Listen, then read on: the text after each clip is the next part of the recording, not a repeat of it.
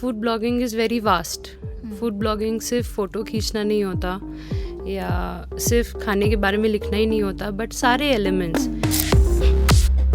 Hi, my name is Tania Hussain. आज मैं आप हूँ वॉक टॉक रेडियो पे.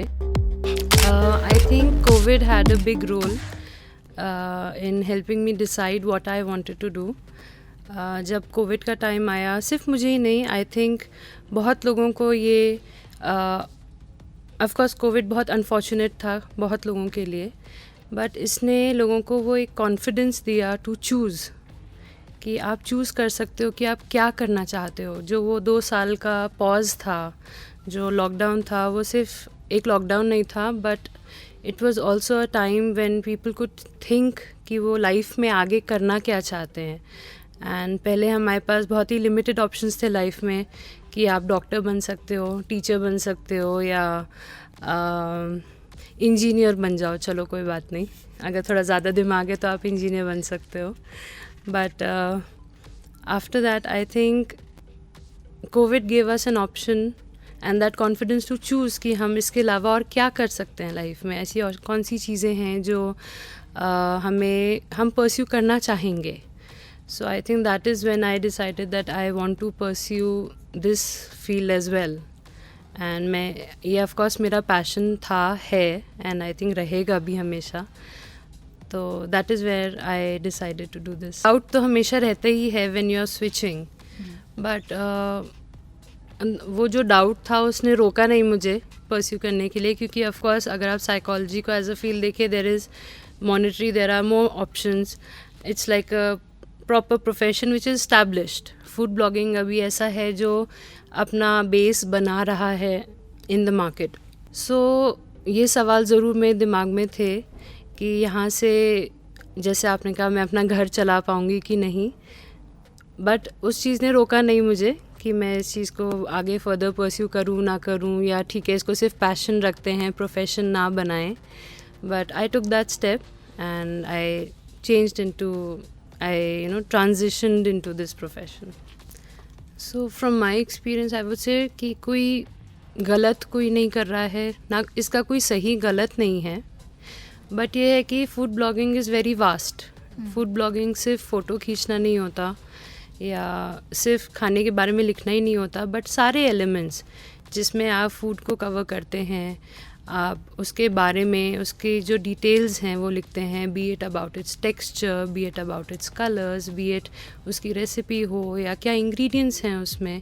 This all comes in food blogging. Food blogging is not just taking a picture and posting it online.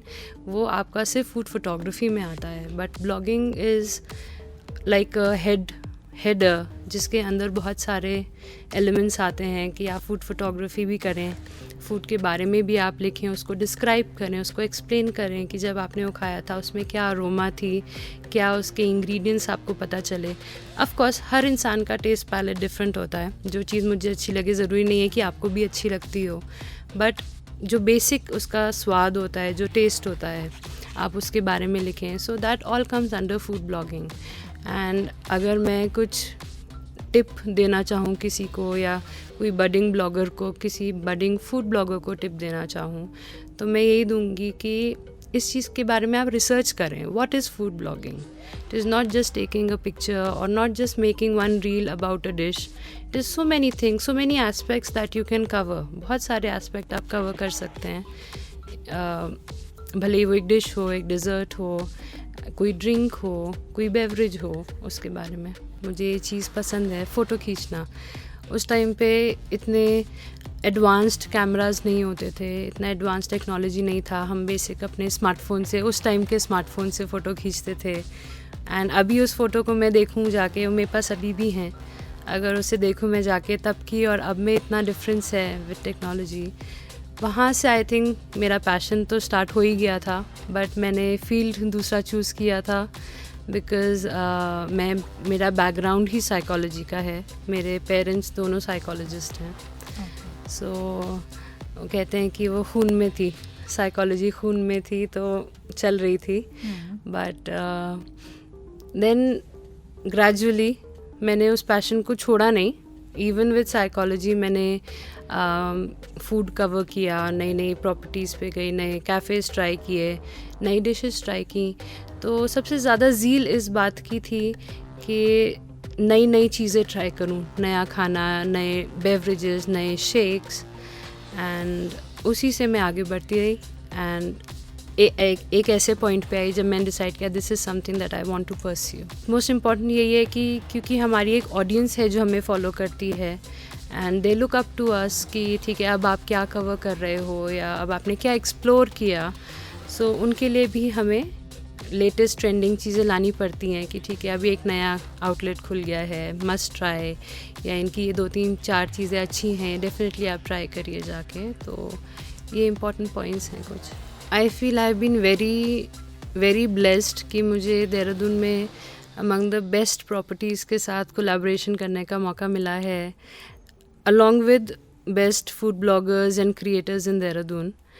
And further मैं ये चाहती हूँ कि if I can contribute in any way for Dehradun, तो मैं चाहूँगी कि एक ज़्यादा स्ट्रॉन्ग कम्युनिटी बने इन्फ्लुएंसर्स की। Of course competition is very good, in fact competition is healthy, तभी हमें बेटर कंटेंट देखने को मिलता है। कंपटीशन नहीं होगा तो सबका कंटेंट सेम सेम हो जाता है एंड वो मोटिवेशन लैक करने लग जाते हैं सब लोग। बट अगर मैं किसी भी चीज़ में कंट्रीब्यूट करना चाहूँ तो मैं एक स्ट्रॉन्ग कम्युनिटी बिल्ड करना चाहूँगी इन्फ्लुएंसर्स की, जिसमें एक एकता हो। ठीक है आप compete करिए एक दूसरे से, but stand together with each other. And भले या फूड ब्लॉगर हों या ट्रैवल ब्लॉगर हों या सिर्फ कंटेंट क्रिएटर्स हों जो सारी फील्ड्स को कवर करते हों, but there should be one community, one togetherness there should be. Life में कोई भी स्ट्रगल आए, कोई भी हर्डल आए, कोई भी परेशानी आए, तो उसे अपने आप को रोकने मत दीजिए। अपने पैशन, अपने ड्रीम्स को फॉलो करिए एंड उसके लिए वर्क हार्ड करिए। जितना भी आप मेहनत कर सकते हैं अपने पैशन को फॉलो करने के लिए, वो बहुत ज़रूरी है।